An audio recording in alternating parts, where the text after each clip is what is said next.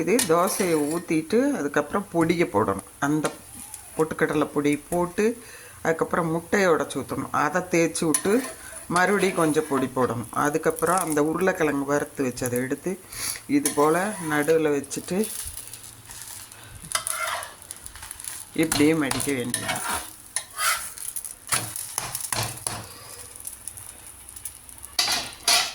நல்லா நெய் போட்டிருக்குறோம். நெய் தோசை தான் இதுவும். 2 தோசை, ஒன்று கேரட் தோசை, ஒன்று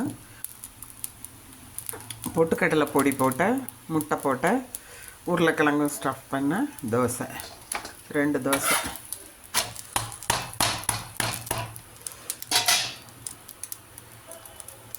நல்லா செவக்கணும். செவந்த பிறகு